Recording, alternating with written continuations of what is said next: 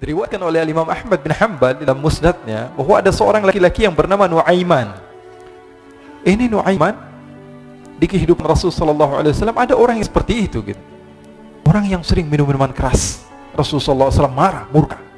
Rasulullah kalau yang berhubungan dengan Rasulullah tidak marah. Tapi kalau sudah berhubungan dengan agama, Rasulullah SAW adalah orang yang paling marah, orang yang paling istiqamah dalam kebenaran. Maka Rasulullah panggil Nuaiman, apa yang kau lakukan? Dia katakan, aku minum minuman keras ya Rasulullah. Rasulullah cambuk dia. Kemudian dia bertobat kepada Allah. Kemudian ketahuan lagi minum.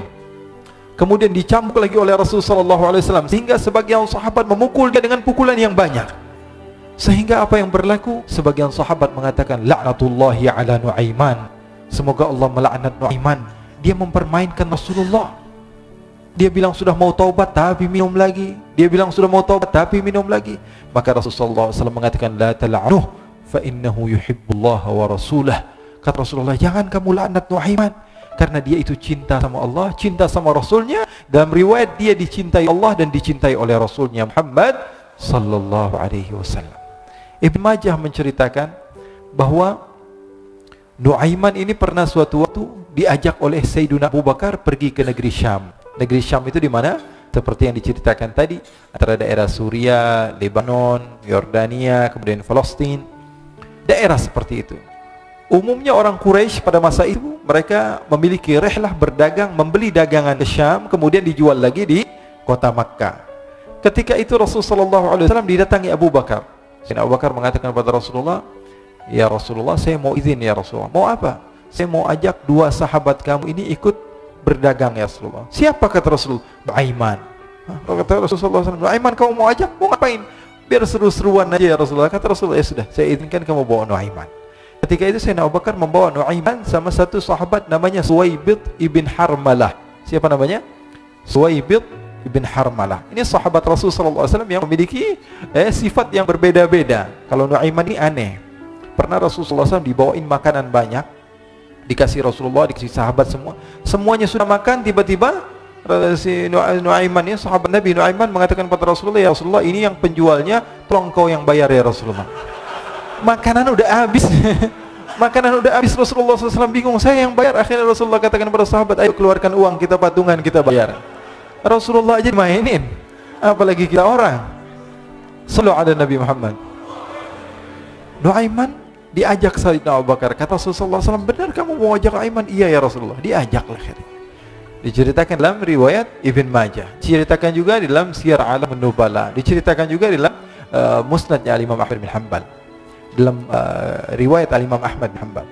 Maka diceritakan Nuaiman diajak oleh Sayyidina Abu Bakar. Sesampainya di negeri Syam, semua dibagi tugas. Fulan bin Fulan kerjaannya ini, Fulan bin Fulan kerjaannya ini. Semua memiliki kerjaan. Nuaiman tanya, wahai Abu Bakar, kerjanya saya apa wahai Abu Bakar? Kata Sayyidina Abu Bakar, kamu mau ngapain teruslah kamu wahai Nuaiman. Yang penting kamu ikut saya kan. Kemudian satu di antara mereka namanya Suwaibid ibn Harmalah. Ditanya oleh Sayyidina Abu Bakar, wahai Suwaibid, kamu mau kerjaan apa? Kata Suwaibid, terserah kamu wahai Abu Bakar. Kata Sayyidina Abu Bakar, kamu menjaga makanan, karena saya tahu kamu ini adalah orang yang senantiasa menjaga amanah. Suwaibid ini kalau disuruh maju dia maju, disuruh mundur dia mundur, disuruh ke kanan dia ke kanan, disuruh ke kiri dia ke kiri. Orang yang ikut aja. Kalau Nuaiman beda, disuruh maju dia ke belakang, kasih sen kanan ke kiri belok. Nuaiman itu orang yang berbeda. Maka Suwaibid mendapatkan tugas, semua mendapatkan tugas kecuali Nuaiman. Sehingga ikhwani, apa yang berlaku, apa yang terjadi? Sayyidina Abu Bakar pergi sibuk dengan kesibukannya, sehingga datanglah waktu siang. Nuaiman sudah lapar. Nuaiman cari makanan. Dia nggak punya uang, diajak Sayyidina Abu Bakar tapi tidak diberikan uang. Sehingga dia cari-cari makanan, dia tahu Suwaibid yang jaga makanan, dikatakan, wahai Suwaibid, saya mau makan, berikan kepada saya satu roti saja. Yang terpenting apa? Saya makan sekarang, saya sudah lapar. Kata Suwaibid, ya Allah Nuaiman, kita tunggu Abu Bakar saja sehingga dia datang, karena ini amanat. Amanat dari Abu Bakar, saya tidak boleh berikan pada siapapun kecuali atas izin Abu Bakar. Kata Nuaiman, kasih saya makanan, kalau tidak saya bikin masalah sama kamu. Merah wajahnya Suwaibid, karena dia tahu, jangankan saya Rasulullah aja dimainin. Bingung, apa yang harus saya lakukan? Akhirnya Nuaiman bilang, gampangannya aja, kata Nuaiman, kamu kasih saya makanan, atau kalau tidak saya bikin masalah sama kamu. Bingung Suhaib, pikir panjang. Setelah itu dia katakan, ya sudah Nuaiman, saya tetap mau jaga amanah Abu Bakar karena saya takut ini adalah perintahnya Allah, perintahnya Rasulullah sallallahu alaihi wasallam, dan perintah daripada Abu Bakar sahabatnya Nabi. Kata Nuaiman, kalau memang begitu kamu maunya, ya sudah, berarti kamu ngajakin berantem sama saya. Nuaiman pergi ke pasar. Dia cari-cari tempat penjualan hamba sahaya. Dia lihat-lihat beberapa hamba sahaya. Ini berapa harganya? Ini katanya 10 qalanis. Ini berapa? Ini harganya, hitungan orang zaman dahulu kita sih hitung seperti dirham, berapa ratus dirham gitu, 200 dirham. Yang ini berapa? 300 dirham. Yang ini berapa harga hamba saya? 300 dirham. Harganya antara 300, 200 sampai 100. Kemudian Nuaiman mengatakan kepada penjual hamba sahaya tersebut, saya punya juga hamba saya, tapi saya jual cuma 20 dirham saja, murah. Katanya, apa benar ada hamba saya harganya segitu? Iya, karena dia punya aib, ada kekurangan. Apa? Nanti kalau kalian tangkap, dia bakalan teriak, saya ini bukan hamba sahaya tapi orang merdeka. Akhirnya semua orang berkumpul mau beli. Ini Nuaiman sama Nuaiman diajak ke Suhaib bin Harmalah tadi. Kata Nuaiman, itu ada orang yang berdiri sedang menjaga makanan, itu hamba sahaya saya, tangkap saja. Oh baik. Diberikan uang 20 dirham, dimasukkan oleh Nuaiman ke kantongnya, kemudian Suhaib ditangkap. Ketika ditangkap, Suhaib teriak, saya bukan hamba saya orang merdeka. Maka orang-orang tersebut mengatakan, saya sudah tahu kekurangan kamu. Ini memang kekurangan kamu, memang kamu, tapi saya tidak perlu dengan budget kamu, yang penting kerjanya kamu.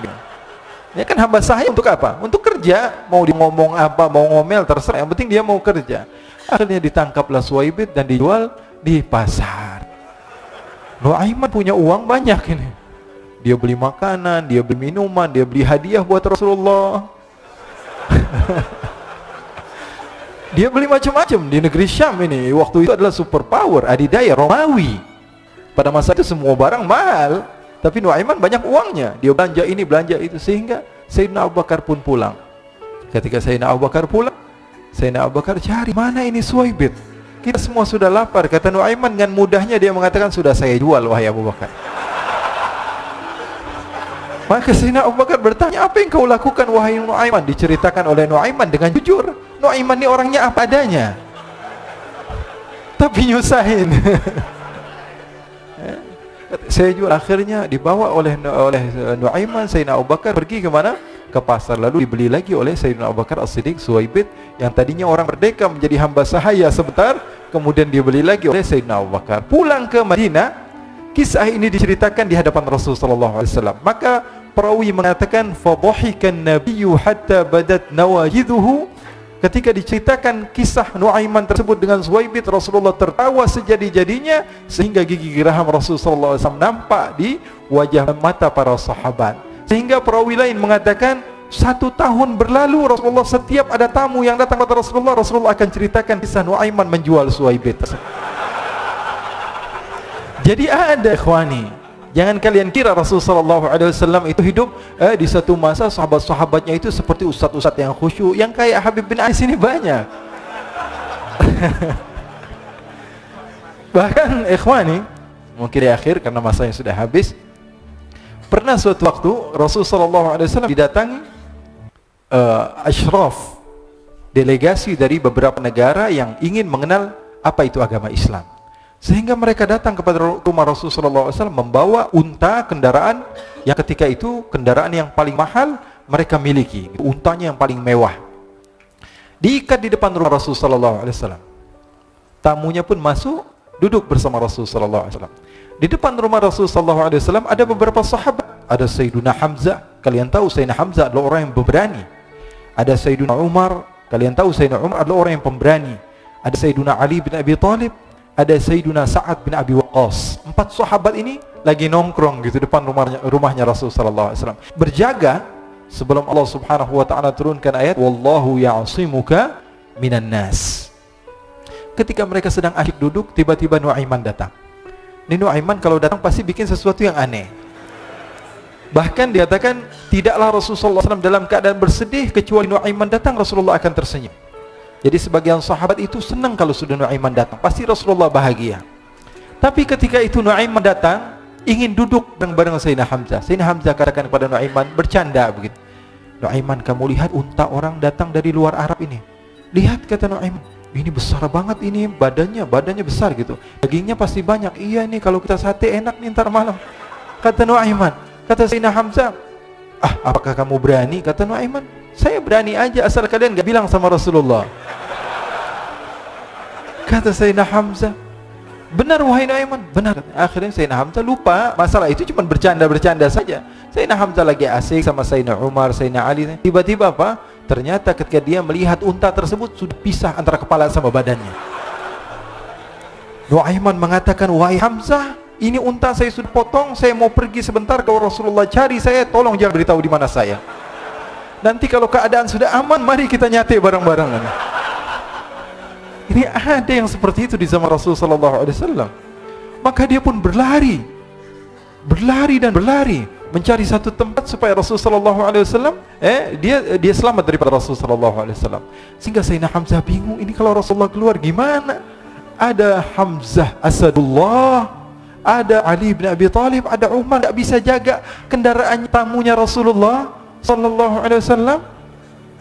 Akhirnya benar apa yang terjadi, ikhwani. Rasulullah SAW tamunya mau pulang. Ketika dia buka pintu tamu melihat apa? Untanya sudah begitu. Maka teriak, wa naqatah, unta kami wahai Muhammad. Baru mau kenal Islam, unta kami, kendaraan kami sudah dibuang. Rasulullah SAW lihat Sayyidina Hamzah, lihat Sayyidina Ali. Mereka gak bisa ngomong, mereka hanya bilang apa? Nuaiman ya Rasulullah.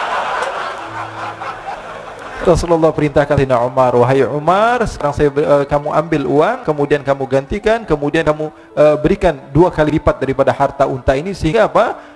Agama Islam tidak didengar dengan sesuatu yang tidak baik di luar sana. Akhirnya diberikan harta, diberikan unta yang baru dan diberikan harta yang lebih untuk orang tersebut, sehingga orang tersebut tidak menjelek-jelekan agama Islam. Kata Rasulullah SAW, dan sekarang waktunya kita balas dendam sama Nuaiman. Nuaiman ternyata berlari tempat yang jauh sampai hampir keluar dari kota Madinah. Dia dapatkan seorang sahabat Nabi yang hadir juga dalam peperangan Badar, namanya Al-Miqdad bin Al-Aswad. Siapa namanya? Al-Miqdad bin Al-Aswad ketika itu sedang menggali sumur. Ketika sedang menggali sumur, Nuaiman datang. Nuaiman katakan kepada Miqdad, wahai Miqdad, wahai sahabat Rasul, kamu orang yang hadir dalam peperangan Badar, kamu adalah orang yang hebat. Dipuji-puji sama Nuaiman. Ada maunya ini. Akhirnya dia bilang, wahai Miqdad, tolong saya. Kenapa wahai Nuaiman, kamu ini kekasihnya Rasulullah, orang yang disayang sama Rasulullah. Kenapa? Saya ini sedang dikejar-kejar orang jahat. Tolong selamatkan saya. Saya pengen masuk ke dalam sumur, boleh atau tidak? Kata Miqdad, siapa yang mengejar kamu? Pokoknya saya dikejar sama orang-orang. Kamu mau atau tidak selamatkan saya? Kata, sudah, selagi kamu itu adalah sahabat Nabi, silahkan kamu masuk. Masuk akhirnya Nuaiman ke dalam sumur tersebut. Lalu Nuaiman mengatakan, wahai Miqdad, dia keluar lagi. Nanti kalau ada yang cari saya, tolong jangan beritahu saya di dalam sumur ya. Kata Miqdad, baiklah. Kata Nuaiman, siapapun yang bertanya tentang saya, kamu tidak akan kasih tahu. Iya, kata, walaupun Rasulullah yang tanya saya. Katanya, mungkin Rasulullah datang ke tempat sejauh ini. Iya, walaupun Rasulullah. Akhirnya masuk Nuaiman. Setelah beberapa menit, Rasulullah dan rombongan benar datang. Miqdad bingung ini. Ini kenapa Rasulullah datang ke RW kami nih? Ada apa ini Rasulullah sampai sejauh ini? Ditanya, ya Rasulullah, ada apa ya Rasulullah? Kata Rasulullah, saya cari Nuaiman. Di mana Nuaiman? Innalillah, kata Miqdad. Enggak dijawab ini Rasulullah. Kalau dijawab saya ingkar janji. Akhirnya apa dia katakan? Wahai Rasulullah, mata saya tidak memandang kepada Nuaiman, tapi tangannya nunjuk ke dalam sumur. Sahabat. Apa dia bilang? Mata saya tidak melihat kepada Nuaiman, tapi tangannya nunjuk ke sumur. Akhirnya dibuka sama Rasulullah, Nuaiman muncul. Kata Rasulullah, Nuaiman, kamu bikin malu saya, wahai Nuaiman. Ya Rasulullah, yang bersalah bukan saya, tapi orang yang mencari saya bersama kamu ya Rasulullah. Akhirnya Rasulullah nengok, siapa? Ternyata Nuaiman sudah lari kabur. Sallu ala Nabi Muhammad. Kisah-kisah seperti ini sebenarnya banyak sekali ya. Ini menunjukkan kepada kita bahwa kehidupan Rasulullah itu begitu indah. Rasulullah SAW, kalau kamu mau menjadi orang yang baik, contoh Rasulullah. Mau menjadi bapak yang baik, contoh Rasulullah. Mau menjadi pemimpin peperangan yang baik, Rasulullah. Mau menjadi murid yang terbaik, contoh Rasulullah. Bagaimana akhlak Rasulullah. Mau menjadi suami yang baik, contoh Rasulullah. Dalam segala hal, apapun itu Rasulullah SAW adalah makhluk yang paling terbaik. Oh, kok ini berlebihan dalam memuji Rasulullah? Emang diperintah Rasulullah. Di dalam Bukhari, Rasulullah SAW katakan, la tuturuni.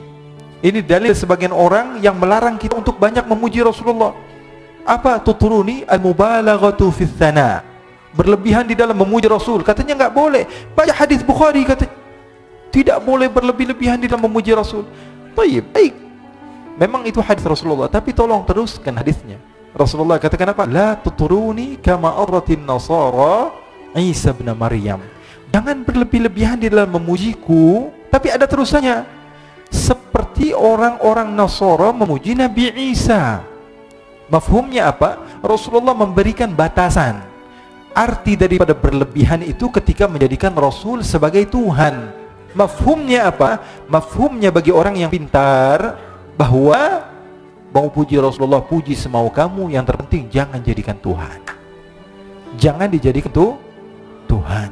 Kalau ada seorang yang mengatakan jalasa Zaidun, Zaid sedang duduk, apa yang kalian pahami? Ada seseorang yang bernama Zaid sedang duduk. Itu pemahaman kita biasa. Tapi orang yang ahli mantiq, orang yang pandai, dia ketika mendengar tulisan jalasa Zaidun atau ucapan Zaid sedang duduk, yang dia pahami apa? Zaid sedang tidak berdiri, Zaid sedang tidak berlari, Zaid sedang tidak bermain bola, Zaid sedang tidak berjalan-jalan, Zaid banyak artinya. Maka insyaallah kita termasuk orang-orang yang Allah Subhanahu wa taala berikan kemudahan di dalam mencintai Rasulullah SAW, diberikan jalan supaya kita senantiasa dicintai oleh Rasulullah SAW.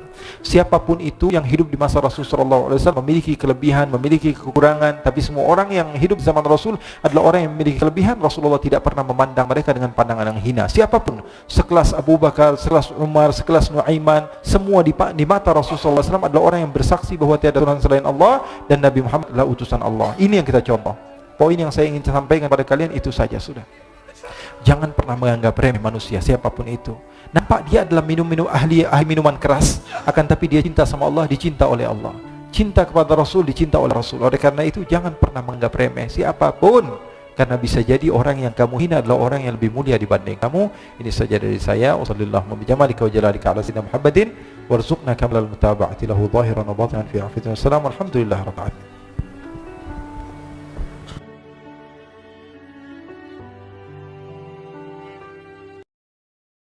Terima kasih telah menonton. Konten ini dipersembahkan oleh channel YouTube Lorong Waktu. Jangan lupa like, share, komen dan subscribe.